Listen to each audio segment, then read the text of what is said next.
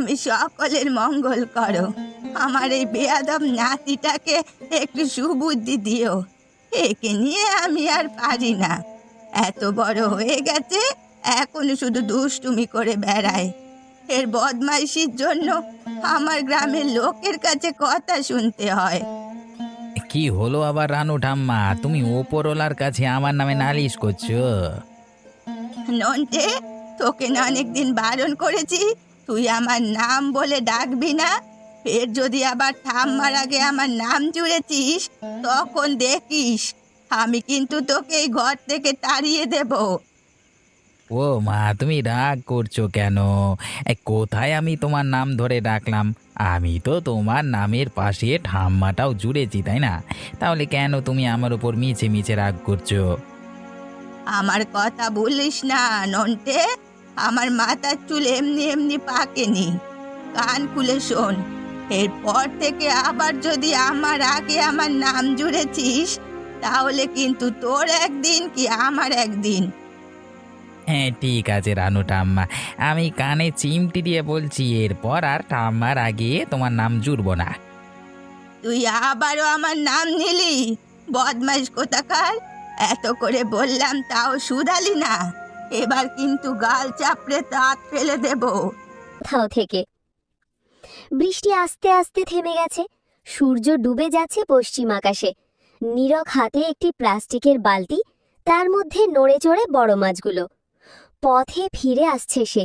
কাদায় ভরা পথ, কিন্তু তার মুখে হাসি।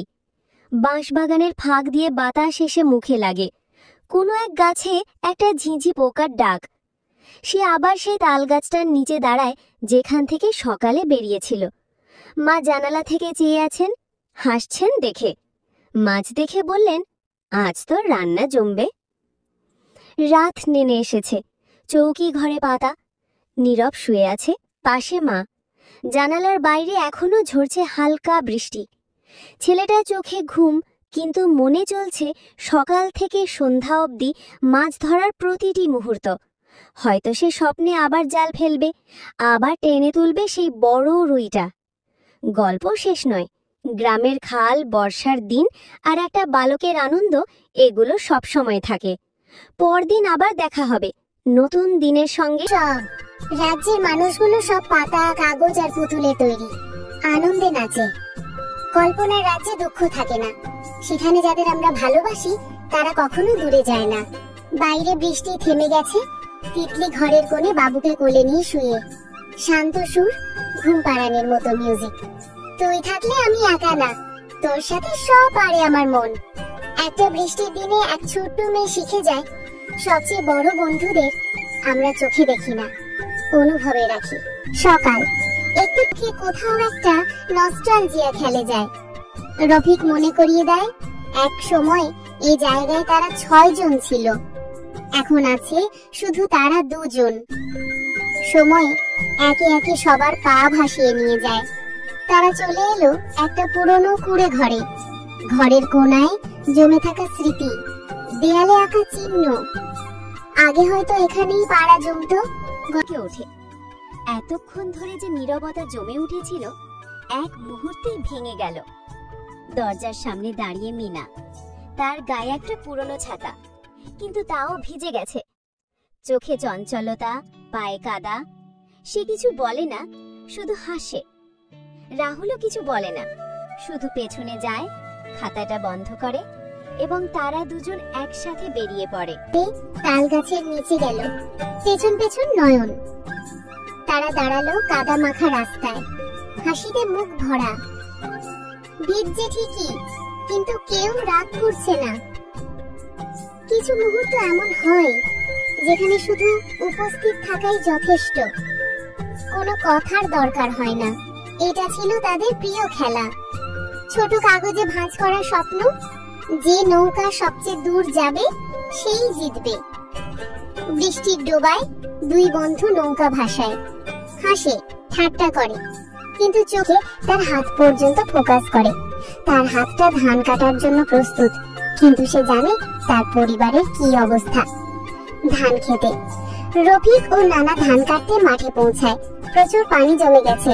রফিকের পা কাদা গ্রামটা যেন ঘুমিয়ে আছে। টিনের চালে টুকটাক শব্দ, তাল গাছের পাতায় জমে থাকা জলের ফোঁটা এক একটা সময়কে আলতো করে ফেলে দিচ্ছে মাটিতে। দূরে ঝিঝি পোকার ডাক, আর মাঝে মধ্যে কাকের নতুন খালের ডাকে আসবে। একটা বৃষ্টি ভেজা সকাল, চারদিক ধূসর, কুয়াশায় ঢাকা উঠান। মাটির ঘরের ভেতর থেকে একজোড়া চোখ কল্পনার রাজ্য খোঁজে। তিতলি। আহা, আজ তো স্কুল ছুটি পড়ে গেল, কিন্তু বাবু আমরা কি সারাদিন ঘরেই বসে থাকবো? না না, আজ একটা নতুন রাজ্য বানাবো যেখানে শুধু তুই আমি থাকবো। হালকা ব্যাকগ্রাউন্ড মিউজিক। পুরনো গ্রামের রাস্তা দিয়ে রফিক তার নানার সাথে হেঁটে যাচ্ছে। রফিক দেখতে পাচ্ছে গ্রামের বাড়ির ছাদ থেকে পানির প্রবাহ নেমে আসছে। আকাশে মেঘ জমে আর রফিকের মুখে এক ধরনের হতাশা। রফিক, নানা আবার কি বৃষ্টি শুরু হলো? এবার তো আর জমি ভিজে যাবে, সারা ধান নষ্ট হবে। নানা হেসে, ধৈর্য রাখো পুতু, সবকিছু নিজে থেকে ঠিক হয়ে যাবে না। গাছের মতো তোমাকেও শক্ত হতে হবে। রফিক চিন্তিত ভাবে সামনে এগিয়ে যায়। সে জানে তাদের দরিদ্র পরিবার বৃষ্টির কারণে কিভাবে ক্ষতির সম্মুখীন হয়। ক্যামেরা রফিকের চেহারা থেকে। আজ স্কুল নেই, মা বাবা খেতে গেছে। সারা গ্রাম যেন একা হয়ে গেছে তার মতো। বাইরে শুধু জল জল আর জল। এই জলে কোনো কষ্ট নেই, আবার কোনো আশ্বাসও নেই। ঠিক তখনই দরজায় ধ্বনি, হালকা লাজুক এক টোকা। রাহুল চোখ আওয়াজ। প্রকৃতি কথা বলছে আজ। একটা ছোট্ট কুড়ে ঘরে রাহুল বসে আছে, চোখ তার জানালার ফাঁক দিয়ে বহু দূর তাকিয়ে। মেঘের নিচে বসে থাকা এই শিশুর মনে চলেছে নিঃশব্দ চিন্তার ঢেউ। কোথাও কিচ্ছু না বলে, শুধু হাঁটা বৃষ্টির সঙ্গে সঙ্গে। পথটা কাদায় ভর্তি, পুকুরের পাশ দিয়ে হেঁটে চলেছে তারা। মাটির গন্ধ, পুকুরের ধীর ঢেউ, গাছে জমে থাকা জলের টুপটাপ শব্দ, যেন সবার মাঝে লুকিয়ে আছে এক গোপন ভালোবাসা। বটগাছের নিচে এসে তারা থামে। এখানেই ছেলেবেলার প্রতিটি মুহূর্ত লুকানো থাকে। আজকে সেই গাছের পাতা থেকেও যেন তারা কথা বলছে। রাহুল তার খাতা খুলে মিনাকে দেখায়। আঁকা ছবিটা দেখে মিনা অবাক হয় না, হাসে শুধু। বৃষ্টির শব্দের মাঝে সে হাসি যেন সবচেয়ে উজ্জ্বল সুর। মাটিতে বসে তারা একসাথে আঁকে প্রকৃতি, নিজেদের, ছাতা, নদী। এ যেন এক নীরব খেলা, যেখানে শব্দ নেই কিন্তু অনুভব আছে।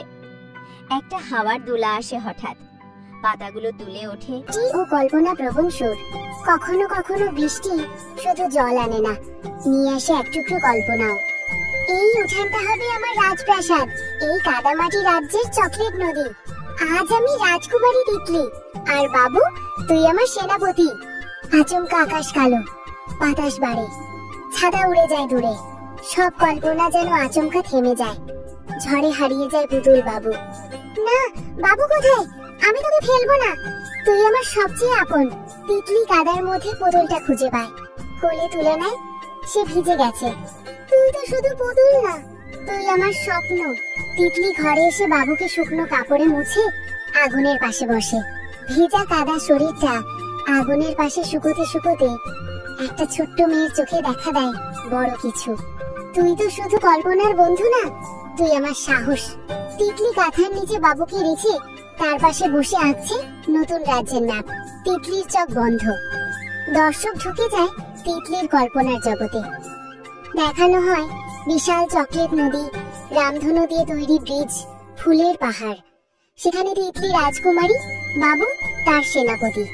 রানী তিতলি আজ রাজ্যে খুশির উৎসব। যেন বৃষ্টি তাকে কিছু বলতে চাইছে। রাহুলের ছোট্ট খাতা খুলে রেখেছে সে। তাতে আঁকা নদী, গাছ, আকাশ আর একটা মুখ, যেটা খুব ধীরে ধীরে স্পষ্ট হচ্ছে। সে জানে না কেন, কিন্তু প্রতিদিনই মিনার ছবি আঁকতে ইচ্ছে করে। গ্রামের রাস্তা আবার মাটিতে ঢেকে গেছে। তারা ফিরে আসে, ছাতা হাতে, মাথার উপর আকাশ। দুজনেই চুপচাপ হাঁটে, কিন্তু মনে বেজে চলে শব্দহীন গান। প্রকৃতি আজ শান্ত, ঝড় কেটে গেছে। শুধু বাকি আছে কিছু জলতরঙ্গ, ভেজা পাতা আর নতুন করে গড়ে ওঠা বন্ধুত্ব। ঘরে ফিরে রাহুল আবার খাতা খোলে।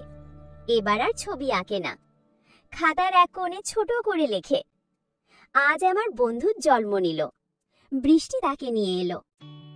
শেষে ধীরে ধীরে ফেড আউট হয় বৃষ্টির শব্দ, খোলা জানালা, এক শিশুর হাসি আর খাতার পাতায় ছোট লেখা। বন্ধুত্ব কখনো শব্দে গাঁথা যায় না, শুধু অনুভবে। একটা দিন যেমনটা হঠাৎ করেই আসে। সকালের আকাশটা ছিল কিছুটা গোমড়া মুখ করা। তালের পাতার ফাঁক গলে বাতাসে গন্ধ ভেসে আসতো, মাটির, ফসলের আর একটা প্রতীক্ষার। রফিক তাকিয়েছিল মাঠের দিকে, তার চোখে কৌতূহল। মেঘের নিচে কি আছে জানি না, কিন্তু তার মধ্যে কিছু একটা নিশ্চয়ই আছে। আর নয়ন, সে উঠোনে বসে বই পড়ছিল, কিন্তু চোখ চলে যাচ্ছিল সেই মেঘ মাখা আকাশের দিকে। বৃষ্টি ঠিক যেমনটা হয়, ধীরে চুপচাপ, কোনো ঘোষণা ছাড়াই নেমে এলো। রফিক দূরে বিদ্যুৎ ঝলকে ওঠে। আকাশ যেন চোখ মেলে তাকায় তাদের দিকে। তারা ভয় পায় না, কারণ এই ভয়ের মাঝেও তারা একে অপরকে ধরে রেখেছে। জীবনের প্রতিটি একাকিত্ব যে বন্ধুত্বে ধুয়ে যেতে পারে, তারা যেন বুঝতে শুরু করেছে। বৃষ্টি কিছুটা হালকা হয়, সূর্যের লুকোচুরি আলো পাতায় পড়ে, পাখিরা যেন ফিরতে শুরু করে। এই পরিবেশটা বদলে যাচ্ছে, কিন্তু হৃদয়ের গভীরে কিছু স্থায়ী হয়ে যাচ্ছে। রাহুল আজ কথা না বলেও সব বলে ফেলেছে। তার চোখের চাহানিতে, হেসে ওঠা মুখে, ছেঁড়া খাতার পাতায় বন্ধুত্ব জমে আছে।